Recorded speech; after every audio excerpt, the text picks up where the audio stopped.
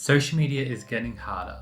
Competition is up, engagement's down, people are spending more to get fewer views. And most of what people are putting out there is just simply getting ignored. In the middle of all this noise, a new trend is emerging. And it's not just some sort of ad hack. It's about brand storytelling, and that's in the form of microdramas. Brands like Marc Jacobs, P&G, Crocs, and Dr. Pepper are just some of the brands that are starting to get into this trend. For many of them, it's close to $1 million per campaign. And no, this is not paid media, this is all organic storytelling. So what is a microdrama? And what is it about this short form storytelling that is captivating viewers? And how can your brand get involved? So a microdrama is generally a short video series between 1 to 3 minutes long per episode, shot in vertical, and often they end in cliffhangers, and that's what keeps people wanting more. And you'll find these all over TikTok, YouTube Shorts, and Instagram Reels. And this format actually started in China during the pandemic. And if you look online, they have all these big studios and it's multi-billion-dollar industry over there. And we can easily be talking about 30,000 new episodes coming out of China from just simply Microseries alone per year.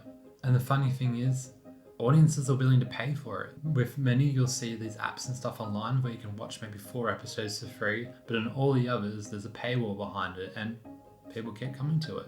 And that's the type of engagement that we're talking about. So what makes microdramas work really well? Well, basically, they're made for the algorithm. They end in cliffhangers, they have a lot of emotional turnover, and people keep wanting to watch.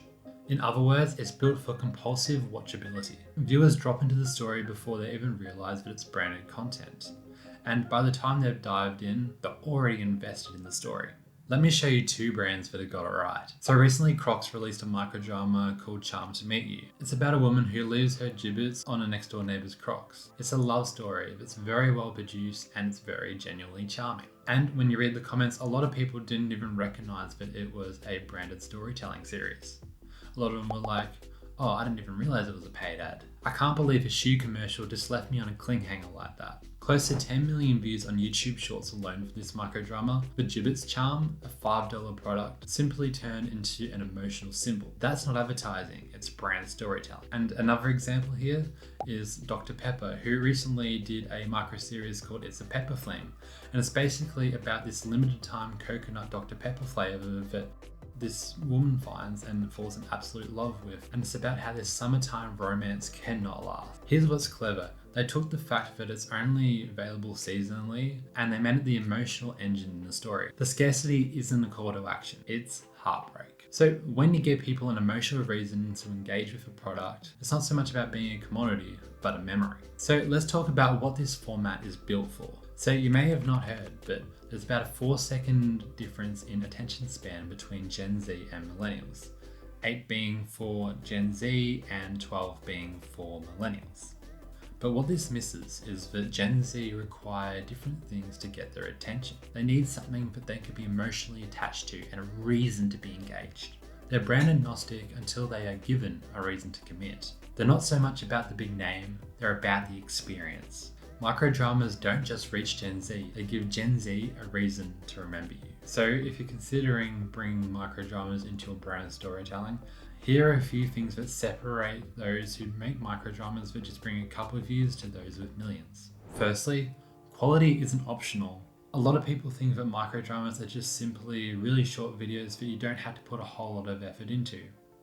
Maybe there's a couple cases where you don't have to, but generally what really works well is those that are well produced. It's production. Invest in a proper brief, plot, story, and editing. Number 2, you should be thinking immersion over branding. The moment an audience feels like they're in an ad, the spell and the magic of the scene that you've created, it's over. A lot of brands might not like hearing this, but when it comes to microdramas, it should be the characters they remember, not the branding. The test argues that if I put my product away from the scene, would the story collapse because of that? If not, the integration is not doing its job well. Number 3 is that you should be thinking IP, not campaign. Those who are thinking long term aren't just thinking about this being a one-time thing when they produce a microdrama. They're thinking about a recurring universe, a world that the audience want to come back to. To simply put it, successful microdrama IPs create new revenue paths from merchandising to licensing. That's the real long-term game here. Here's the thing, consumers aren't just focusing on content formats, they're choosing between moments. And the brands that are winning right now are able to engineer moments, not interruptions. Now, microdramas won't suit every single brand. Now, at the moment, in at least the West, B2C brands are doing pretty well at it, particularly those in your lifestyle, food, clothing, and similar consumer goods. It's still a little bit unproven yet about B2B and how it could work for B2B, but I'm sure there'll be companies trying it in the years to come. And the format is real and the results are proven, and it's only a matter of time before we see more companies getting onto this trend. The brands that move now will own the characters, own the worlds, and own the audiences before everyone is able to go and play catch up.